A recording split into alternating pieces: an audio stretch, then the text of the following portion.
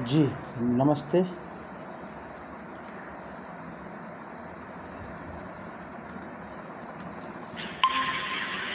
नमस्ते, आवाज़ आ रही है?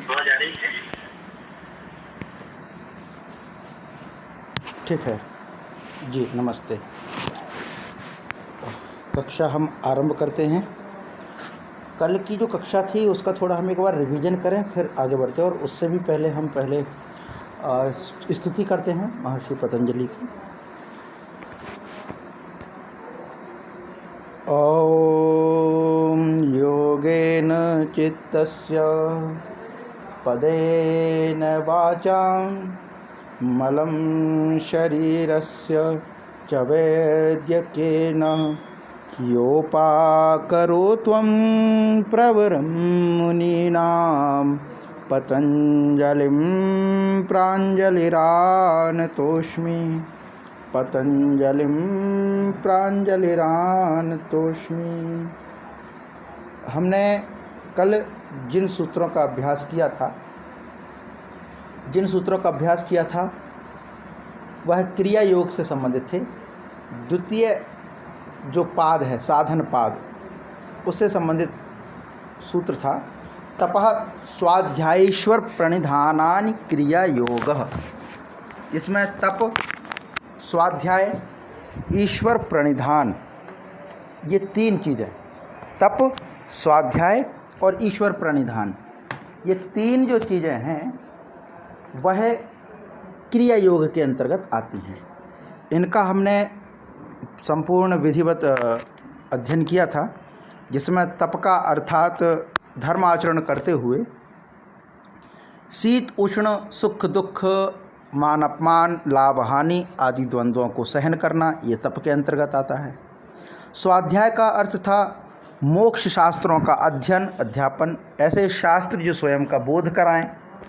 मोक्ष आदि जो शास्त्र हैं वो स्वयं का बोध कराते हैं, इसीलिए इनका जो अध्ययन है वह स्वाध्याय के अंतर्गत आया। इसके बाद ईश्वर प्रणिधानानि का अर्थ था कि ईश्वर को समर्पित कर दें अपनी सारी क्रियाएं, मानसिक क्रियाएं, वाचनिक क्रियाएं, शारीरिक क्रियाएं, सभी क्रियाएं परम गुरु ईश्वर के प्रति समर्पित कर देना, ये होता है ईश्वर प्रणिधान। तो तप, स्वाध्याय, ईश्वर प्रणिधान, तो ये तीन चीज़ें मिला करके क्रिया योग होता है। प्रणिधानानि, प्रणिधानानि का मतलब है ये बहुवचन में है, प्रणिधानम शब्द होगा इसका, ईश्वर प्रणिधानम। तो एक तप, एक स्वाध्याय और एक ईश्वर प्रणिधानम, तो बहुवचन बन जाएगा। तीन चीज़ें हैं ना, तो बहुवचन हो जाएगा, तो हो जाएगा तपस्वाध्याय ईश्वर प्रणिधानानि। तो ये पूरा इसमें आता है। अब आज जो हमारा विषय वो थोड़ा महत्व का है और उसका काफ़ी अच्छा मतलब बड़ा विस्तार है, इसीलिए आज हम उसको पढ़ते हैं। यह 28वां सूत्र है, 28वां सूत्र है हमारे इस कक्षा का जो विषय पाठ्यक्रम है उसके अनुसार। तो अवतरणिका के अनुसार सिद्धा भवति विवेक ख्यातिर हानोपाय इति। सिद्धा भवति, सिद्धि की हुई, सिद्धा भवति माने सिद्धि की हुई, विवेक ख्यातिर हानोपाय इति। विवेक ख्याति जो है वह हानोपाय कहते हैं उसको, हान उपाय। न च सिद्धि अंतरेण साधनम इत्येतद् आरभ्यते। साधन के बिना सिद्धि नहीं होती, ये बात कही गई यहाँ पर। मैंने सिद्धि नान्तरेण, न च सिद्धि अंतरेण, अंतरेण माने के बिना, ना माने नहीं, चा और साधन के बिना, अंतरेण का मतलब होता है के बिना, है ना। तो सिद्धि नान्तरेण, सिद्धि नहीं होती है, अंतरेण के बिना, किसके, साधनम, साधनम अंतरेण सिद्धि न भवति या आरभ्यते, एतत् आरभ्यते, एतत् आरभ्यते, एतत् माने यह, आरभ्यते माने आरंभ किया जाता है, ठीक है। तो सिद्धि न भवति अंतरेण साधनम, साधन के बिना सिद्धि नहीं होती है ना, इसीलिए इसको आरंभ करते, माने साधन का विस्तार यहाँ पे हो रहा है, साधन के विषय में बताया जा रहा है, इसलिए साधन को बताने वाला सूत्र यहाँ पे कहा जा रहा है। साधन को बताने वाला सूत्र कौन सा है? तो यहाँ पे शुरू हो रहा है अगला सूत्र, वह है 28वां कि योगांगानुष्ठानाद अशुद्धि क्षय ज्ञान दीप्त अविवेक ख्यातेह। अविवेक ख्यातेह, इसमें क्या है? योगांगानुष्ठानात अशुद्धि क्षय। तो इसमें क्या होगा? एक होगा योग, यहाँ लिखते हैं योग अंग, तो योग धन अंग, ये हो गया योगांग, आधा गा है ना, इसको थोड़ा अंगा है ये, है ना। योग धन अंग माने योग के जो अंग हैं, इसी में लिखे योगांग, है ना। इसके बाद फिर क्या था? अनुष्ठानाद, अनुष्ठानात, और जुड़ेगा तो दा हो जाएगा। फिर आ जाएगा अशुद्धि, अशुद्धि क्षय, अशुद्धि क्षय। फिर है ज्ञान दीप्ति अविवेकाखे अविख्याते ख्याते, ठीक है। तो इसमें क्या है? योगांग अनुष्ठानाद, योग अंग अनुष्ठानात। तो क्या मतलब है कि मन वाणी शरीर से अनुष्ठान करना है ना, तो मन वाणी शरीर से, मन के द्वारा वाणी के द्वारा। कर्म 3 प्रकार का होता है ना, मनसा वाचा कर्मणा, है ना। मन माने मन के मानसिक रूप से, वाणी माने वाचिक अर्थ में, और शारीरिक माने शरीर के द्वारा किया गया। क्या किया गया? तो यम नियम आदि का, यम नियम आदि जो योग के अष्टांग है ना, 8 अंग हैं, उनका आचरण करने से। तो योगांग अनुष्ठानाद, 8 योग के अंगों का अनुष्ठान करने से अशुद्धि क्षय, अशुद्धि का नाश होता है। अशुद्धि क्षय, और अशुद्धि क्षय, और जब अशुद्धि का नाश होगा तब ज्ञान दीप्ति, तब ज्ञान का प्रकाश अविवेक ख्याते, विवेक ख्याति पर्यंत हो जाता है। विवेक ख्याति से बढ़ जाता है, आगे बढ़ जाता है। पर्यंत का मतलब उसको उल्लंघन कर जाना, लांघ जाना। ये तो क्या हुआ? योगांगानुष्ठानाद अशुद्धि क्षये ज्ञान दीप्तिरविवेकाखे विवेक ख्याते, ये पूरा है। माने मन वाणी शरीर से योग के 8 अंगों के आचरण से अशुद्धि का नाश होता है, और अशुद्धि का नाश होने पर विवेक ख्याते पर्यंत ज्ञान का विकास होता है। विवेक ख्याति से परे, विवेक ख्याति से परे उसका विकास होता है। अब इसमें देखते हैं व्यासभास, इसके संबंध में व्यासभास क्या होता है। तो व्यासभास के अंतर्गत आता है कि योगांगानि अष्टौ अभिध्यायिष्यमाणानि, योगांगानि अष्टौ, अष्टौ योगांगानि माने 8 योग के अंग, अभिध्यायिष्यमाणानि, इसका हिंदी अर्थ भी देखते चलें। आगे कहे जाने वाले योग के अष्टांग अंग है, उनके अनुष्ठान से 5 पर्वों वाले अशुद्धि रूपी विपर्य का क्षय होता है। 5 पर्व वाले। तो आगे क्या आता है इसको देखते हैं कि थोड़ा इसका, लेकिन वो आएगा नहीं, मुश्किल है। हाँ, तो योगांगानी, ऐसा है, योग अंगानी, योगांगानी हो जाएगा। तो योगांगानी माने योग अंग बहुवचन में कितने? तो अष्टौ, 8 है ना। योगांगान्यष्टौ भी है ना, अष्टो। अविध्यायिष्यमाणानि माने जो अविध्याय माने उसका पालन करने पर, अनुष्ठान करने पर, प्रयोग में लाने पर, है ना। माने योग के 8 अंग हैं जो अनुष्ठान के योग्य हैं। तेषाम अनुष्ठानात, उन 8 अंगों के अनुष्ठान से 5 पर्वणों, 5 पर्व के क्या? विपर्यस्याशुद्धि, अशुद्धि रूपस्य क्षयो भवति। तो विपर्य के साथ में, विपर्य के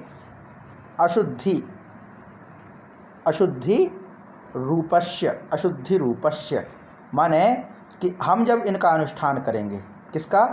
अष्टांग योग का, माने अष्टांग योग का अनुष्ठान करेंगे तो अनुष्ठान करने से 5 पर्वों वाले, माने ऐसा विपर्य, विपर्य विपरीत अर्थ में होता है ना, विपर्य ज्ञान का उल्टा है ना, विपर्य अनुष्ठान से 5 पर्वों वाले अशुद्धि रूपी विपर्य का क्षय या नाश होता है। उसके क्षय होने पर सम्यक ज्ञान की अभिव्यक्ति होती है।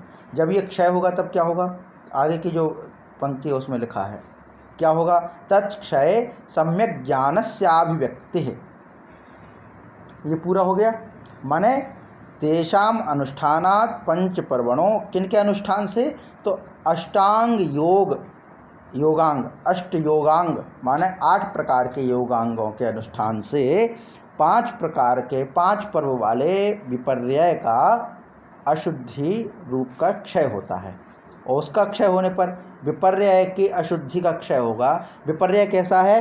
तो 5 पर्व वाला, 5 पर्वणों विपर्यस्य, 5 पर्व वाले विपर्य की अशुद्धि का क्षय होता है। और उसका क्षय होने पर सम्यक ज्ञान की अभिव्यक्ति होती है, सम्यक ज्ञान उत्पन्न होता है। यथा यथा च साधनानि अनुष्ठीयन्ते तथा तथा तत् तनुत्वम अशुद्धिरापद्यते। जैसे जैसे अनुष्ठानों का, जैसे जैसे साधना की जाती है, साधनों का अनुष्ठान किया जाता है, ये जैसे जैसे साधनों का आचरण में लाए जाते हैं, वैसे वैसे अशुद्धि क्षीणता को प्राप्त होती है। अशुद्धि को क्षय करना है ना, विपर्य रूपी 5 पर्वों को क्षय करना है। तो जैसे जैसे ये साधन, कौन से साधन? अष्टांग के, अष्टांग योग के जो साधन प्रयोग में लाते हैं, यूज में लाते हैं, वैसे वैसे वह बुद्धि क्षीणता को प्राप्त होती है। और जैसे जैसे बुद्धि अशुद्धि क्षीण होती है, अशुद्धि है, सॉरी बुद्धि नहीं, अशुद्धि है ना। तो जैसे जैसे अशुद्धि क्षीण होती है, वैसे वैसे क्षीणता के क्रम के अनुसार ज्ञान की दीप्ति भी बढ़ती जाती है, ज्ञान का प्रकाश भी बढ़ता जाता है। माने विपर्य अज्ञान है, अज्ञान कम होगा तो क्या होगा? ज्ञान बढ़ेगा, है ना। तो यथा यथा च क्षीयते तथा तथा क्षय क्रमानुरोधिनी ज्ञानस्यापि दीप्तिर्विवर्धते विवर्धते।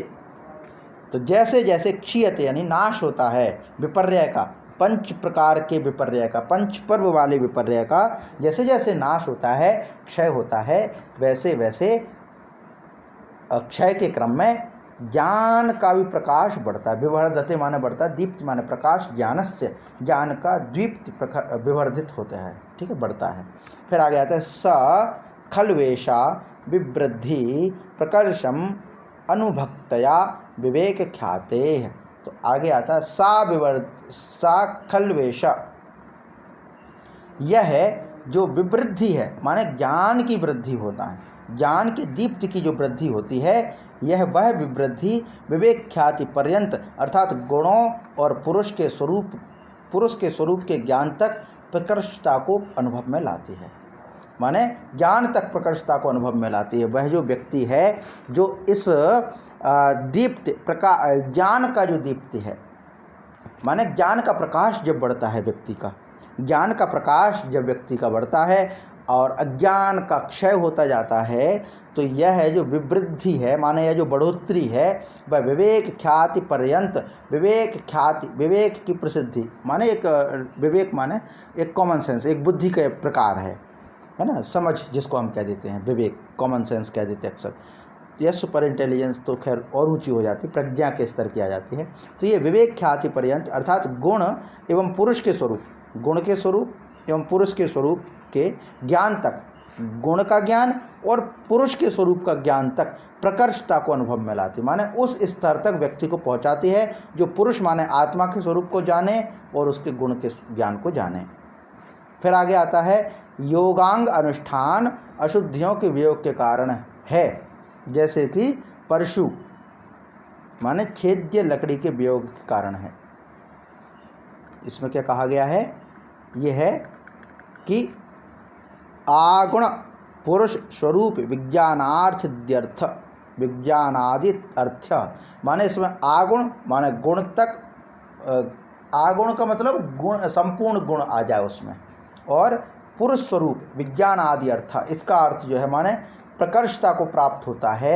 ज्ञान का प्रकाश जब ऐसा माने यह जो वृद्धि है माने बढ़ोतरी है ज्ञान के प्रकाश की, यह प्रकर्षता को प्राप्त होता है, प्रकर्ष होता है विवेक ख्याति के अर्थ में। तो आगुण पुरुष स्वरूप विज्ञान आदि अर्थ, यह जो है पुरुष के स्वरूप का ज्ञान और गुण, या ऐसा कह लीजिए पुरुष का स्वरूप और गुण आदि का ज्ञान के अर्थ से है, विज्ञान के अर्थ से है। माने पुरुष और गुण का स्वरूप का ज्ञान, पुरुष के गुण और स्वरूप का ज्ञान से इसका अर्थ है। योगांगानुष्ठानम अशुद्धे वियोग कारणम, योगांग का अनुष्ठान ही अशुद्धि के वियोग का कारण है। शुद्धि नहीं अशुद्धि है ना, तो अशुद्धि के वियोग का कारण क्या है? योगांग। जैसे यथा परशुच्छेदस्य, परशुच्छेदस्य, अब ये परशुच्छेदस्य का थोड़ा अर्थ देखना पड़ेगा। परशुच्छेदस्य का क्या विशेष अर्थ यहाँ पे लिया है इनकी पुस्तक में, क्योंकि इसमें तो ज़्यादा है नहीं।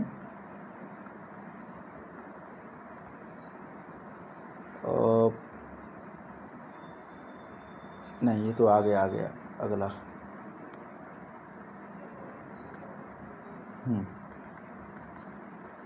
इसको देखते हैं क्या विशेष है।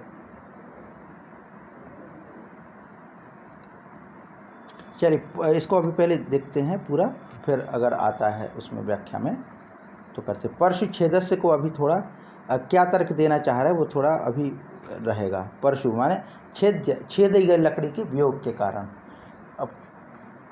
अब ये परशु तो माने फरसा टाइप में रहता है या फिर कुछ और देखना पड़ेगा। फिर आगे है विवेक ख्याति का तो प्राप्ति का कारण है, जैसा कि सुख का कारण धर्म है। इसको कैसे कह रहे हैं ये? विवेक ख्यातेस्तु प्राप्ति कारणम यथा धर्मः सुखस्य नान्यथा कारणम। माने विवेक ख्याति जो है वो प्राप्ति का कारण है। विवेक ख्याति के द्वारा प्राप्ति होती, जैसे कि धर्म जो है वो सुख की प्राप्ति है, सुख की प्राप्ति का कारण है धर्म, वैसे ही विवेक ख्याति प्राप्ति का कारण है। माने विवेक ख्याति जो है वो प्राप्ति कारण है। विवेक ख्याति प्राप्ति कारण, उदाहरण दिया गया है कि जैसे सुख है, सुख की प्राप्ति जो है वह धर्म के कारण है। धर्म है सुख की प्राप्ति का कारण, माने सुख हमें प्राप्त होता है धर्म से, धर्म के पालन से। वैसे ही विवेक ख्याति का कारण जो है ये क्या है? योग अनुष्ठान। माने ये एक इंटेलिजेंस जैसा है विवेक ख्याति, विवेक का अर्थ है ना। ये शायद पूर्व के सूत्रों में आया होगा विवेक ख्याति शब्द, इसको देखना पड़ेगा क्या विशेष अर्थ है। पर विवेक ख्याति की प्राप्ति जो है उसका कारण है ये अनुष्ठान करना। किसका? योगांग, अष्टांग योग का, है ना। तो अब आगे क्या है इसमें देखते हैं कि कति च एतानि कारणानि शास्त्रे भवन्ति। अब ये जो कारण है नान्यथा कारणम, दूसरा कोई कारण नहीं, अन्यथा कारणम ना, माने कोई दूसरा कारण नहीं है। किसके लिए? विवेक ख्याति प्राप्ति के लिए। विवेक ख्याति प्राप्त करनी है, विवेक ख्याति प्राप्त करने के लिए जो कारण है वह है योगांग का अनुष्ठान, जो विशुद्धि का कारण है, अशुद्धि का कारण है। अशुद्धि के वियोग का कारण है अष्टांग योग का अनुष्ठान, और अष्टांग योग के अनुष्ठान से विवेक ख्याति प्राप्ति का कारण है ना। विवेक ख्याते है प्राप्ति कारणम, विवेक ख्याति की प्राप्ति का कारण है। ठीक वैसे ही जैसे सुख की प्राप्ति का कारण धर्म है, कोई दूसरा कारण नहीं है। फिर आगे कहते कति च एतानि कारणानि शास्त्रे भवन्ति। कितने ये कारण हैं जो शास्त्र में होते हैं। कति च एतानि, कितने ये सब कारणानि शास्त्रे भवन्ति, शास्त्र में कितने कारण होते हैं। तो नवैव इत्याह, नवैव इत्याह माने नव कहे गए हैं। नव एव इति आह, नव एव इति आह, ये पूरा है नव एव इति आह, तो ये पूरा मिला के दिया। तत् यथा, वह है। तो अब ये 9 कारण बताए गए हैं पूरे। तो 9 कारणों में कौन कौन सा, उन्हीं का पूरा विश्लेषण है कि उत्पत्ति, स्थिति, अभिव्यक्ति, विकार, प्रत्याप्तयः, वियोगानि, वियोग अन्यत्वधृतयः, कारणम नवधा स्मृतम। ये श्लोक थोड़ा नीचे आएगा इस स्थिति में कि तत्र उत्पत्ति कारणम मनोभवति विज्ञानस्य, इसमें देख लेते हैं, इसका अभ्यास थोड़ा ज़्यादा नहीं इसलिए पूरा देखना पड़ेगा। हाँ, तो शास्त्र में ये कारण कितने प्रकार के होते हैं, माने योगांग अनुष्ठान की शुद्धि से वियोग का कारण है, माने अष्टांग के अनुष्ठान करेंगे, योगांगों का अनुष्ठान करेंगे, वह अशुद्धि के वियोग का कारण है और विवेक ख्याति की प्राप्ति का कारण है। विवेक ख्याति को देने वाला है, अशुद्धि को वियोग करने वाला है। इसके अतिरिक्त अन्य किसी प्रकार का कोई दूसरा कारण नहीं है विवेक ख्याति की प्राप्ति का। जैसे इन्होंने उदाहरण दिया था कि धर्म से सुखस्य प्राप्ति, सुख की प्राप्ति है, ये सुख है ना, सुख की प्राप्ति है उस अर्थ में। फिर आगे अब आता है ये जो कारिका है, एक श्लोक के जैसा है, तो 9 ही हैं ऐसे कारण। माने शास्त्रों में कितने कारण कहे गए हैं, शास्त्रों में कितने कारण होते हैं, तो शास्त्रों में ये कारण होते हैं कितने, 9 ऐसा कहा गया है। वह जैसे कि उत्पत्ति, स्थिति, अभिव्यक्ति, विकार, प्रत्यय, आप्ति, वियोग, अन्यत्व, धृति, ये पूरे 9 हो गए। 1 2 3 4 5 6 7 8 9, ये पूरे 9 इस प्रकार से बताए गए हैं। तो पहला क्या है, मन विज्ञान का उत्पत्ति कारण है।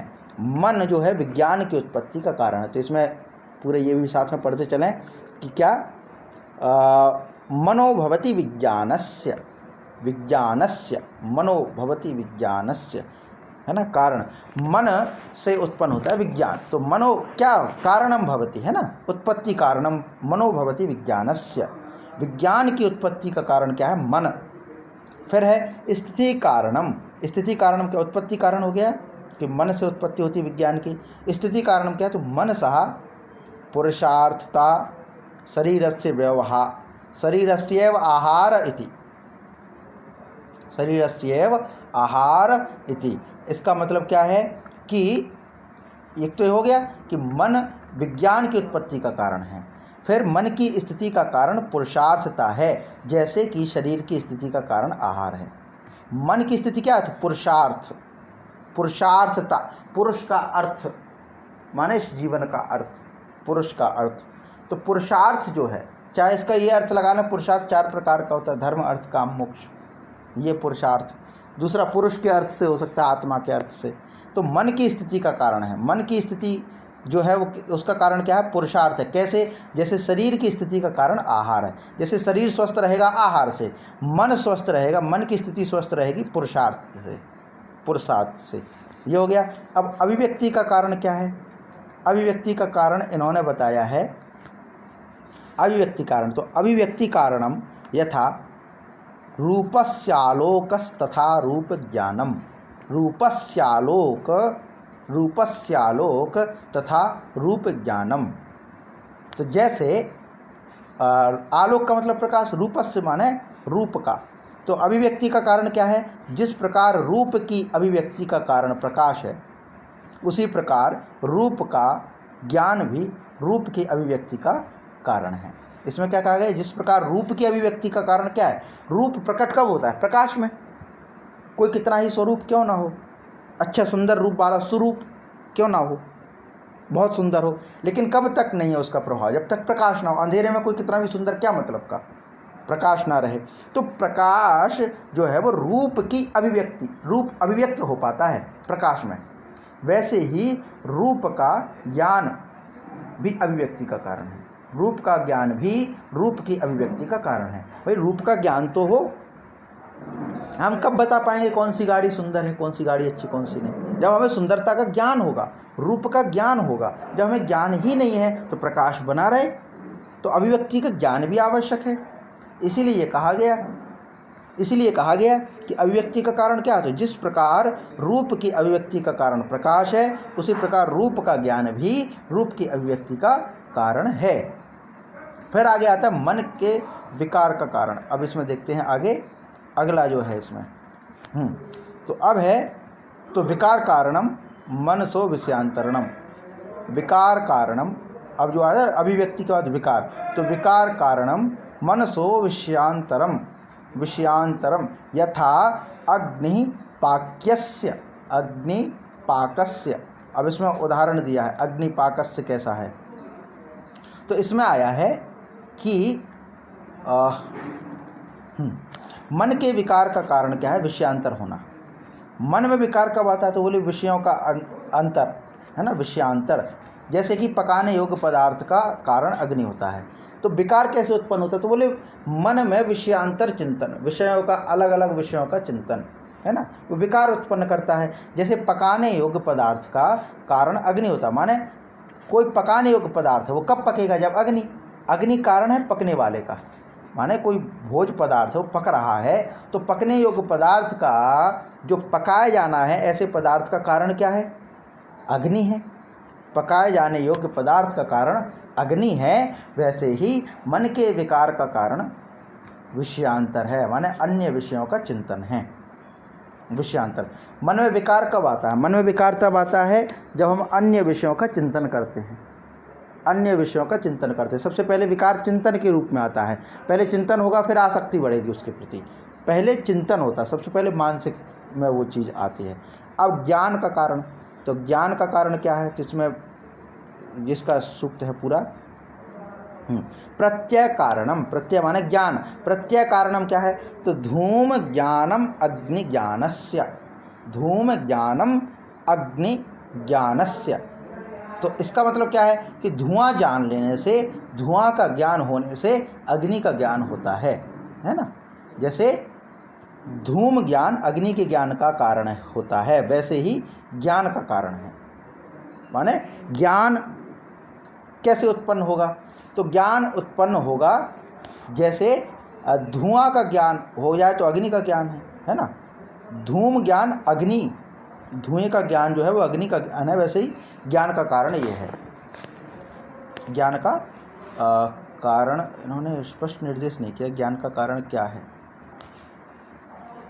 प्रत्यय कारणम धूम ज्ञानम अग्नि ज्ञानस्य। अग्नि का ज्ञान, धुएं का ज्ञान अग्नि का ज्ञान होता है। वैसे ही प्रत्यय कारण, प्रत्यय कारण,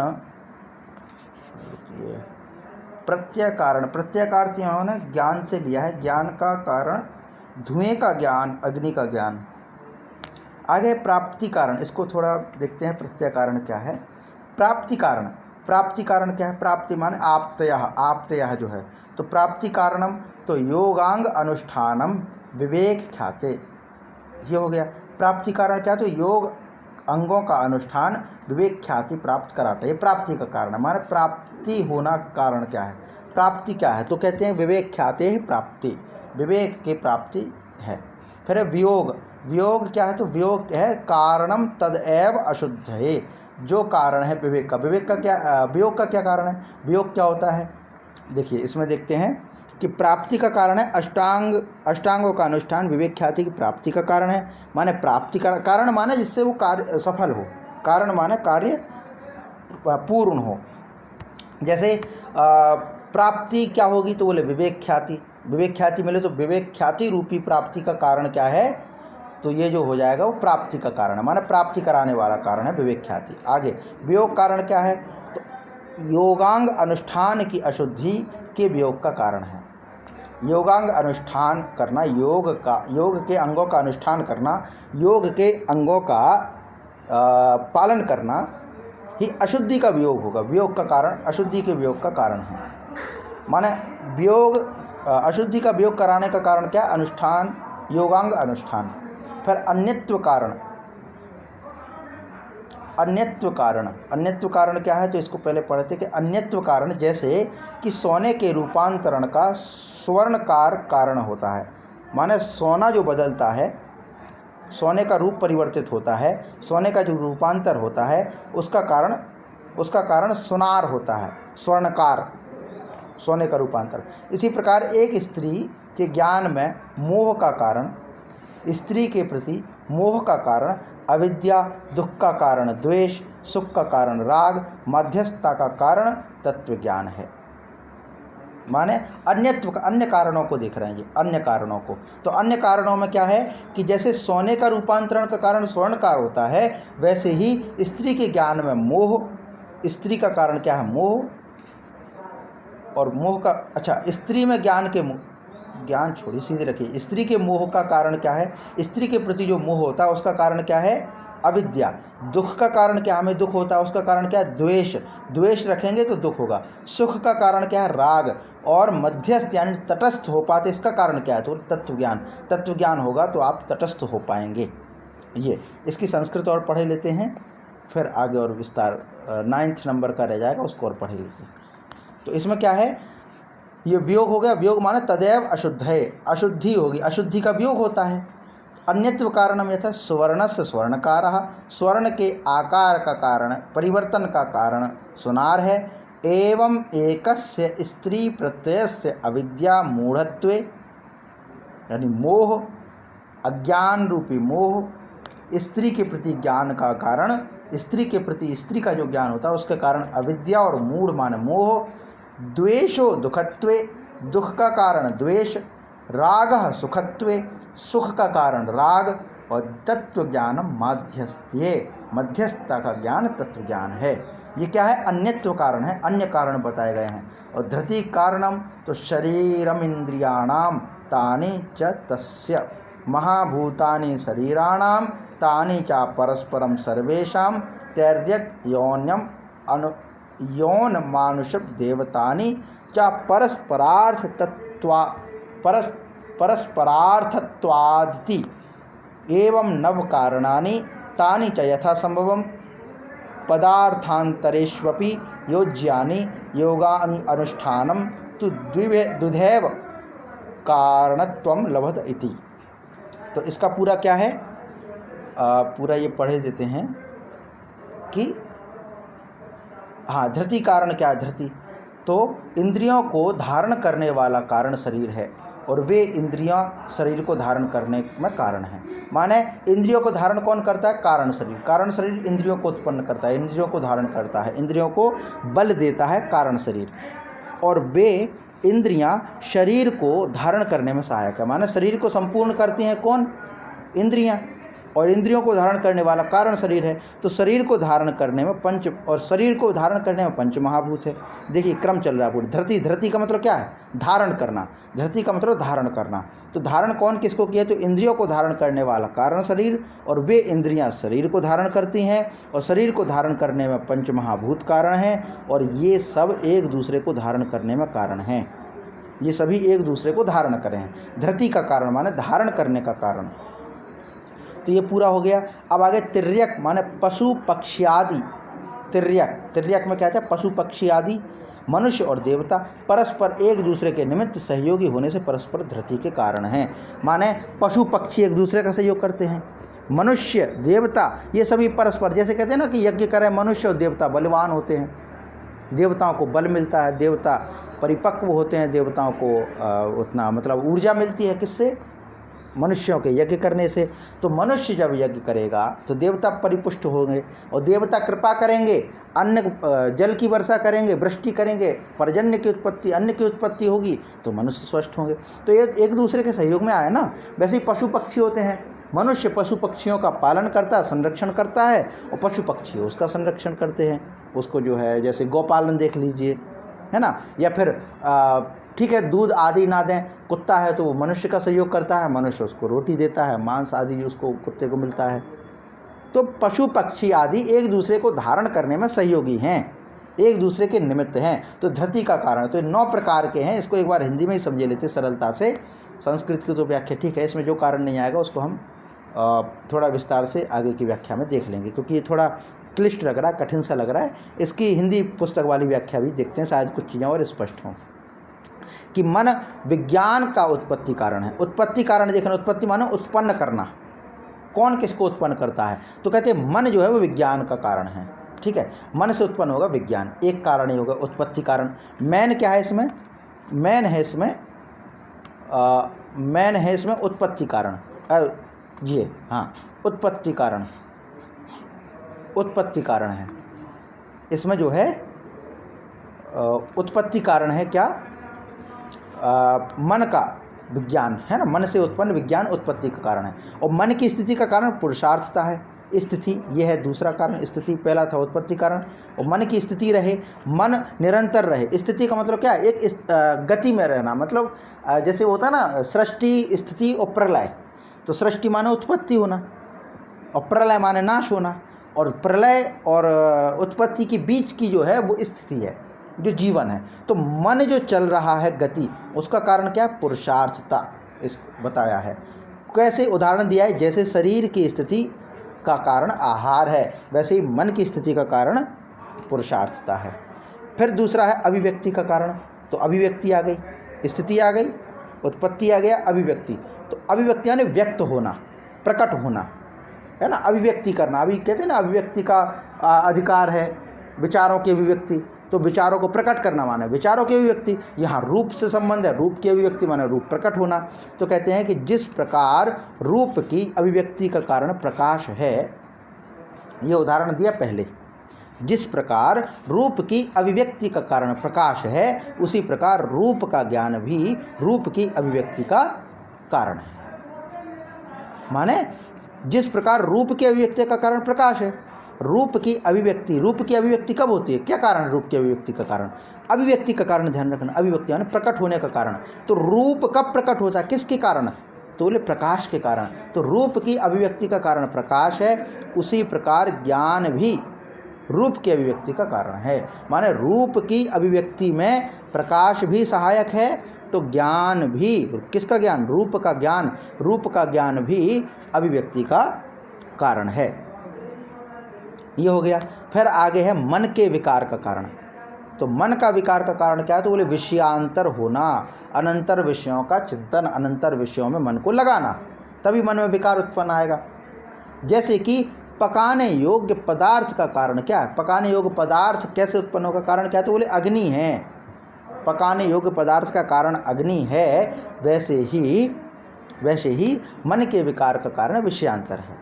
फिर आगे चलो ठीक है, विकार का कारण तो विषयांतर होना हो गया, उत्पत्ति का कारण मन हो गया, और मन की स्थिति का कारण पुरुषार्थ हो गया, अभिव्यक्ति का कारण रूप की अभिव्यक्ति का कारण प्रकाश, और रूप का ज्ञान रूप की अभिव्यक्ति। ठीक है, रूप का ज्ञान एक और प्रकाश दो, ये कारण हो गया अभिव्यक्ति का। फिर आता है कि विकार का कारण, तो बोले विषयांतर होना। आगे कहते हैं ज्ञान का कारण क्या है? ज्ञान का कारण, तो ज्ञान का कारण है बोले धूम ज्ञान का व्यवहार, वह ज्ञान का कारण है। माने इसमें बताया गया जैसे प्रमाण, एक तो है हेतु है धुआं चिन्ह, उससे अग्नि को पहचानना, अग्नि का पता करना, माने ये क्या है? प्रमाण है ना, धुएं से अग्नि को जानना, अनुमान प्रमाण। ये तो वही अनुमान प्रमाण, या फिर जितने भी प्रमाण है प्रतीकात्मक रूप से जितने भी प्रमाण हैं, वह ज्ञान का कारण है, वह जो है वो ज्ञान का कारण है। माने ज्ञान कैसे उत्पन्न होगा? तो इसमें सीधी अगर एक बात कहें जो कि हमें समझ में आया, ज्ञान का कारण क्या है? तो ज्ञान का जो कारण है वो प्रमाण है। प्रमाण से ही प्रमा की उत्पत्ति होती है।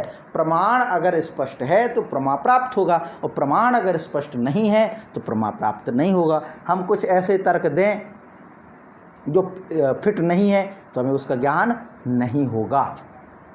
यहाँ वहाँ के उदाहरण देते रहें, कुछ भी उदाहरण देते रहें। जैसे आकाश में फूल देखा हमने, अब ये हो ही नहीं सकता, आकाश में फूल कैसे होगा? आकाश तत्व में फूल कैसे होगा? बोले जमीन पर फूल देखा इसलिए आकाश में फूल होगा। ये तो कोई तर्क नहीं होता, ये कोई प्रमाण नहीं है। ये प्रमाण नहीं है तो आकाश पुष्प की कल्पना भी नहीं है, उसका ज्ञान भी मिथ्या है। तो इसीलिए ज्ञान का कारण क्या है? बोले प्रमाण। धूम ज्ञान अग्नि, जैसे धुएं से अग्नि का पता चलता है, वो क्या है? प्रमाण के द्वारा ही तो चलता है। तो धूम ज्ञान से अग्नि के कारण पता चलता है, वैसे ही वही प्रमाण ज्ञान का कारण है। फिर है प्राप्ति का कारण। प्राप्ति कैसे होती है? तो बोले योगांग अनुष्ठान से विवेक की प्राप्ति होती है, विवेक ख्याति की प्राप्ति होती है योगांग अनुष्ठान से। फिर आता है वियोग कारण। बोले वियोग किसका होता है और उसका कारण क्या है? वियोग होने का कारण है तो बोले योगांग अनुष्ठान करेंगे तो अशुद्धि का वियोग होगा, तो अशुद्धि के वियोग का कारण योगांग अनुष्ठान है ना। वियोग करना है ना, वियोग माने अलग करना। तो क्या अलग करना? अशुद्धि। तो अशुद्धि को अलग करने का कारण क्या है? अशुद्धि को अलग करने का कारण क्या है? तो कहते हैं योगांग अनुष्ठान, योग रूपी अंगों का अनुष्ठान करना, ये वियोग कारण हो गया। फिर अन्यत्व कारण क्या है? अन्यत्व, तो जैसे अन्यत्व माने अन्य कारण, अन्य गुण वाले कारण। तो जैसे सोने के रूपांतरण, सोने का रूपांतरण कैसे होता है? रूपांतरण का मतलब चेंज होना। जैसे मान लीजिए कोई अंगूठी है ना, कोई अंगूठी है, ये सोने की है, ठीक। अब इस अंगूठी से हम चैन बना दें गले की, हार बना दें या हार से अंगूठी बना दें, तो रूपांतरण कैसे हुआ? सुनार के कारण। तो जैसे सोने के रूपांतरण का कारण सुनार है, सोने के रूपांतरण का कारण सुनार है, उसी प्रकार स्त्री में मोह का कारण अविद्या, स्त्री के प्रति मोह का कारण, स्त्री के प्रति जो मोह होता है उसका कारण अविद्या, दुख का कारण द्वेष, दुख का कारण द्वेष, और स्त्री का उल्टा पुरुष कर लीजिए, माने इसमें तो ये भेद नहीं है, स्त्री तो ऐसे कह दिया, स्त्री का परस्पर पुरुष, स्त्री पुरुष का परस्पर मोह जो होता है उसका कारण अविद्या है। ठीक, दुख का कारण क्या है? तो बोले द्वेष, एक दूसरे से द्वेष करेंगे दुख उत्पन्न होगा। हालांकि और भी है, पर इसमें जो निर्देश दिया गया है कि दुख का कारण द्वेष है। सुख का कारण राग, सुख कैसे उत्पन्न होगा? तो राग से। और मध्यस्थता कैसे आएगी? तो बोले तत्व ज्ञान से। ये सब का कारण होगा अन्य कारण। तो अन्य कारण जैसे स्त्री में मोह का कारण अविद्या, स्त्री कहे तो पुरुष में मोह का कारण अविद्या, और दुख का कारण द्वेष, सुख का कारण राग, मध्यस्थ का कारण तत्वज्ञान, और धृति का कारण इंद्रियों को धारण करने वाला कारण शरीर। अब ये धृति माने धारण करने वाली शक्ति, धृति माने धारण करने वाली शक्ति। तो धारण करने वाली शक्ति का क्रम कैसे चलता है कि इंद्रियों को धारण करने वाला कारण शरीर है, और वे इंद्रियां शरीर को धारण करने में कारण है। माने इंद्रियों को धारण कौन करता है? कारण शरीर। इंद्रियों को धारण करने वाला कारण शरीर, और इंद्रियां धारण करती हैं शरीर को। माने इंद्रियों को धारण करने का कारण शरीर, और कारण शरीर को धारण करने वाला इंद्रियों, और ये इंद्रियां किसको धारण करेंगी? कारण शरीर तो धारण करेगा इंद्रियों को, इंद्रियां किसको धारण करेंगी? शरीर को। और शरीर को धारण करने में एक और महाभूत कारण है, और ये सब एक दूसरे को धारण करने में सहायक हैं। माने बिना शरीर के इंद्रियां नहीं रहेंगी, और बिना इंद्रियों के शरीर का क्या काम? मान लीजिए ये सभी 11 इंद्रियां हैं, 11 इंद्रियां हैं, 11 इंद्रियां, 5 कर्मेंद्रियां हैं और 5 ज्ञानेंद्रियां हैं। ये दोनों इंद्रियां और एक मन, मान लो ये 11 इंद्रियां काम ना करें तो शरीर कैसा? फिर शरीर का तो अस्तित्व ही खत्म है। तो शरीर के अस्तित्व में इंद्रियों का धारण करना आवश्यक है। इंद्रियां एक दूसरे को धारण करती हैं, है ना। और शरीर को धारण करने में कौन है? पंच महाभूत। और कौन धारण करता है शरीर को? बोले पंच महाभूत। पृथ्वी, जल, अग्नि, आकाश, वायु इत्यादि ये पंच महाभूत हैं, ये धारण करते हैं शरीर को। और 11 इंद्रियां धारण करते हैं शरीर को, है ना। और शरीर नहीं रहेगा तो इंद्रियां कहाँ रहेंगी? तो इंद्रियां शरीर को, शरीर इंद्रियों को धारण करता है। इसलिए परस्पर एक दूसरे के कारण हैं। जैसे उदाहरण आगे दिया, तिर्यक माने पशु पक्षी आदि, मनुष्य और देवता, 3 चीज़ होंगे, तिर्यक, मनुष्य और देवता। ये परस्पर एक दूसरे के निमित्त सहयोगी हैं, और सहयोगी होने के कारण धृति के कारण, धृति माने धारण करने वाला कारण है। इसमें ये सब हो गया धारण करने वाला कारण, ये किसके? धृति कारण के अंतर्गत, धृति कारण के अंतर्गत। इस प्रकार 9 कारण हैं, पूरे कारण 9 हैं इस पूरे क्रम में। यथासंभव उनको अन्य पदार्थों में भी घटाना चाहिए, अन्य पदार्थों में भी घटाना माना प्रकट करना, देखना चाहिए।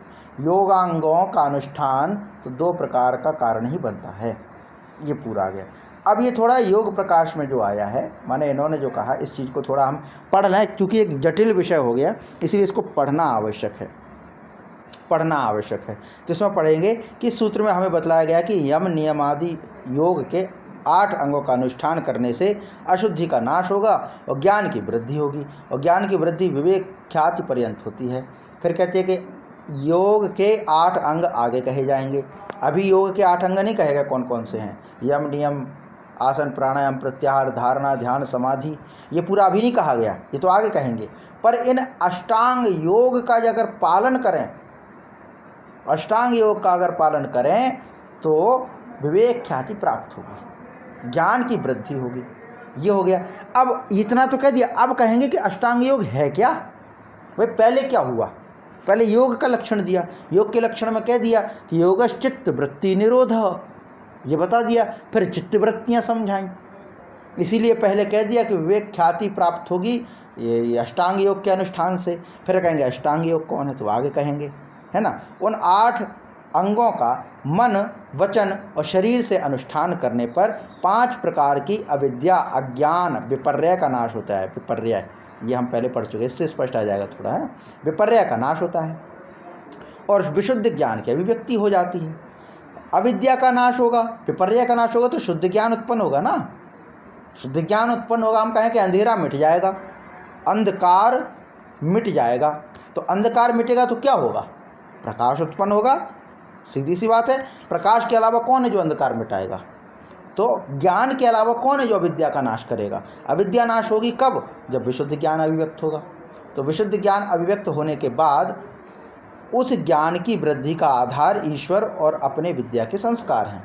उस ज्ञान की वृद्धि का आधार क्या है? बोले एक तो ईश्वर है, दूसरा अपने विद्या के संस्कार हैं। जैसे जीवात्मा ईश्वर की आज्ञा का पालन करता है तो ईश्वर उसको विद्या प्रदान करता है ना। जीवात्मा माने जो आत्मा शरीर में है, जो आत्मा शरीर के सहित है। कौन सा शरीर? चाहे वो स्थूल शरीर, चाहे सूक्ष्म शरीर या कारण शरीर, 3 प्रकार के शरीर हैं। तो जो आत्मा शरीर के साथ जुड़ी है वो जीवात्मा। तो जीवात्मा ईश्वर की आज्ञा का अनुपालन करती है और ईश्वर उसको विद्या प्रदान करता है। जितने स्तर पर योगाभ्यासी योगांगों का अनुष्ठान करते हैं उतने स्तर पर अविद्या का नाश होता है और विद्या बढ़ती जाती है। विद्या बढ़ती जाएगी, अविद्या का नाश होता जाएगा, यही क्रम चलता रहता है। और यह ज्ञान की विवृद्धि माने ज्ञान बढ़ता जाएगा, बढ़ता जाएगा, बढ़ता जाएगा। और कितना बढ़ेगा? बोले विवेक ख्याति पर्यंत, विवेक ख्याति तक पहुंच जाता है। और जिस स्थिति में योगी ये कौमा है यहाँ पे, है ना। जिस स्थिति में योगी जीवात्मा बुद्धि मन शरीर आदि जड़ पदार्थों को पृथक पृथक करके अनुभव करता है। जो योगी माने योग का अनुगामी, कोई योग का अनुगमन करने वाला जीवात्मा बुद्धि मन और शरीर आदि जड़ पदार्थों को अलग अलग स्पष्ट रूप से अनुभव करता है और वह प्राकृतिक पदार्थों की उपासना का परित्याग करके ईश्वर की उपासना करता है।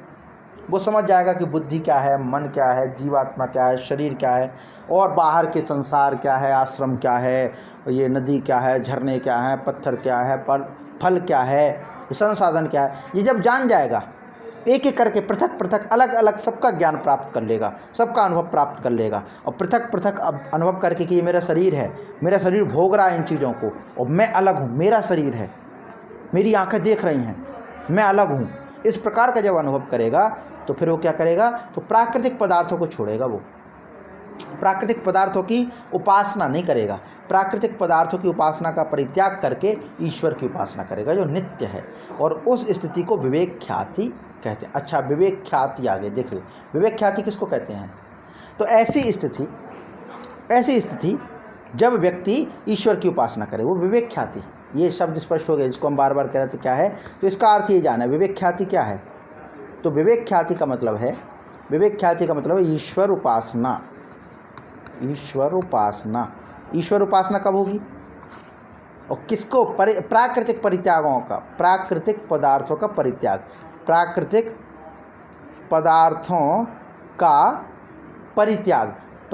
पदार्थों का परित्याग करेंगे तभी तो ईश्वर की उपासना करेंगे। और यही स्थिति हो जाना जब कोई योगी संसार को छोड़ करके, प्राकृतिक पदार्थों को छोड़ करके विवेक ख्याति यानी ईश्वर की शरण में जाता है तो उसको विवेक ख्याति कहते हैं। व्यास भाष्य में 9 प्रकार के अनुष्ठान गिनाए हैं, परंतु योग अनुष्ठान के लिए 2 प्रकार के कारण हैं। और यह है अशुद्धि यानी अविद्या आदि धर्मों का नाश करता है और विद्या आदि धर्मों की प्राप्ति करवाता है। ये पूरा इसमें है। अब इसके बाद आगे क्या है? इसके बाद आगे है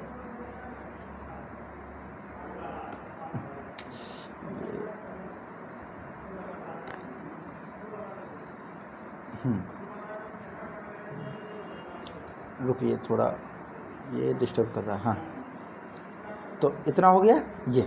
अब आगे ये जो 9 कारण हैं उनको हम एक बार पढ़ते हैं इस पुस्तक की भाष्य के अनुसार। उत्पत्ति कारण क्या है? तो मन ज्ञान की उत्पत्ति का कारण है। आत्मा मन के द्वारा ज्ञान की उत्पत्ति करता है। ये है आत्मा जो है वो मन के द्वारा ज्ञान बनाता है, मन के द्वारा ज्ञान, है ना, मन के द्वारा ज्ञान। ये हो गया उत्पत्ति कारण। फिर दूसरा है स्थिति कारण। तो बोले मन की स्थिति का कारण भोग और अपवर्ग है। यही पुरुषार्थ, ये पुरुषार्थ अर्थ लगाया। पुरुष का अर्थ सांख्य दर्शन वाला ध्यान कीजिए। पुरुषार्थ में क्या? भोग और अपवर्ग। भोग माने संसार को भोगना, अपवर्ग माने मोक्ष, ये पुरुषार्थ है। तो मन की स्थिति का कारण तो ये पुरुषार्थ है, भोग और अपवर्ग, या तो भोग होगा या अपवर्ग होगा, तो मन की स्थिति बनी रहेगी।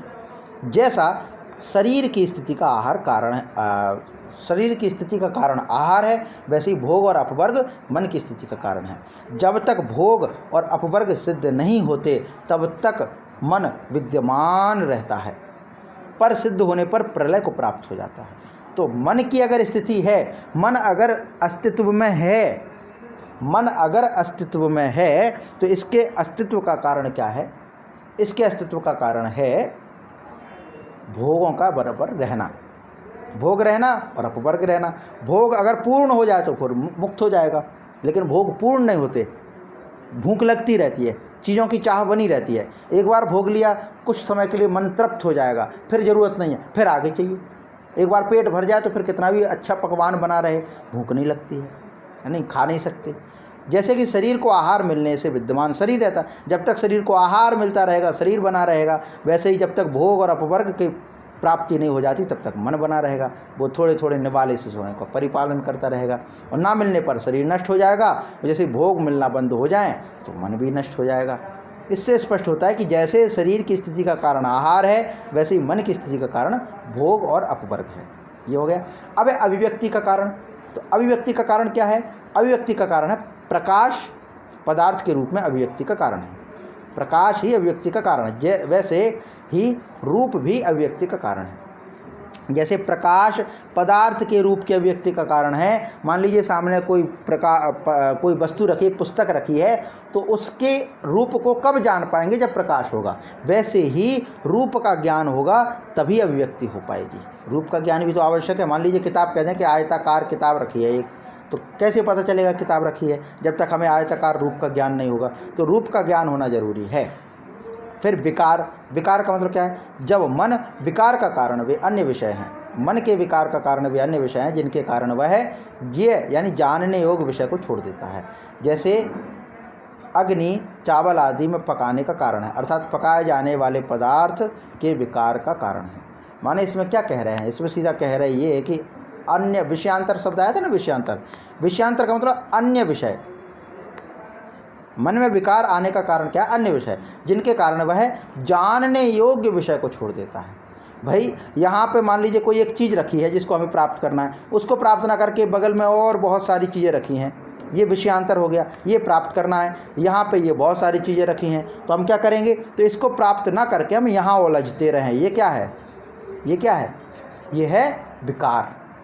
ये नहीं जान रहे, ये है, इसको जानना चाहिए लेकिन यहाँ नहीं पहुँच पा रहे, यहाँ भटक रहे, ये विकार है।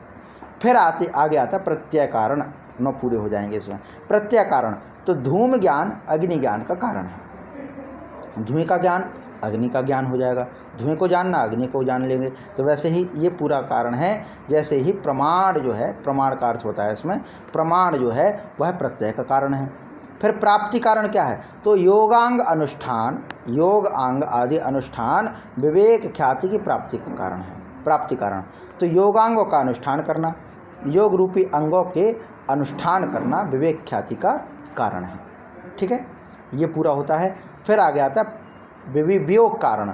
तो वियोग क्या होगा? अशुद्धि के वियोग का कारण क्या है? तो बोले योगांगों का अनुष्ठान करना, योग आदि अंगों का अनुष्ठान करना इसके वियोग का कारण है। फिर आगे आता है अन्यत्व। अन्यत्व क्या है? तो स्वर्णकार, स्वर्ण के अन्यत्व का कारण है। स्वर्णकार जो है, सुनार जो है, वह क्या करता है? सोने के अन्यत्व माने अन्य रूपों को बदलने का कारण है। अर्थात स्वर्णकार कुंडल, रुचिक आदि विभिन्न आभूषणों को बनाकर स्वर्ण में अन्यत्व को उत्पन्न कर देता है। माने एक सोने की ईंट है, उस सोने की ईंट से कंगन भी बना देगा और अनेक अनेक प्रकार के जेवर बना देगा। तो इसने क्या किया? सुनार ने किया, आभूषण को बना दिया। तो सोने में अन्यत्व को ला दिया। सोने में एक रूप था, उसको विभिन्न कर दिया, अलग अलग रूपों में कर दिया। इसी प्रकार एक सुंदर व्यक्ति के विषय में अविद्या, मूढ़ में है ना, मोह में अविद्या, एक सुंदर व्यक्ति है। इसमें सुंदर व्यक्ति का स्त्री पुरुष नहीं कहा, स्त्री पुरुष नहीं कहा, सुंदर व्यक्ति कहा, है ना। फिर इसमें द्वेष में दुखत्व, द्वेष जो है वो दुखत्व में और राग सुखत्व में, तत्वज्ञान उदासीनता का कारण है ना ये। फिर आगे आता है धृति। धृति माने धारण करना। तो तो धृति माने धारण करना, तो इसमें क्या कहते हैं कि धृति की धारण करना शरीर इंद्रियों को धारण करने का कारण है। शरीर जो है वो इंद्रियों के धारण का कारण है और इंद्रियां शरीर के धारण का कारण है। माने शरीर इंद्रियों को धारण करता है और इंद्रियां शरीर को धारण करती हैं। इसी प्रकार मनुष्य, पशु, पक्षी, औषधि परस्पर एक दूसरे को धारण करने के कारण हैं। औषधियाँ मनुष्य को धारण करते हैं, मनुष्य औषधियों को लगाता है, यज्ञ करता है, बारिश होती है। ऐसी सब चीज़ें माने एक दूसरे से इंटरकनेक्टेड हैं, एक दूसरे को धारण कर रही हैं। इस प्रकार से 9 प्रकार के कारण हैं, इनको यथास्थान समझ लेना चाहिए। अर्थात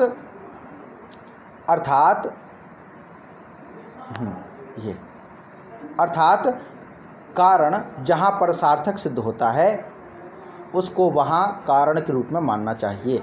योग अनुष्ठान तो 2 प्रकार का कारण है, अन्य प्रकार का नहीं। तो अब ये आगे का है कि जो 2 हैं वो कौन कौन से, तो इसको जानना चाहिए कि अविद्या, अधर्म आदि अशुद्धियों को योग के 8 अंगों के अनुष्ठान से दूर किया जा सकता है। माने अविद्या हो, अशुद्धि हो, अधर्म हो, इसको अष्टांग योग का अनुष्ठान करें तो दूर हो सकता है, अन्य प्रकार से नहीं।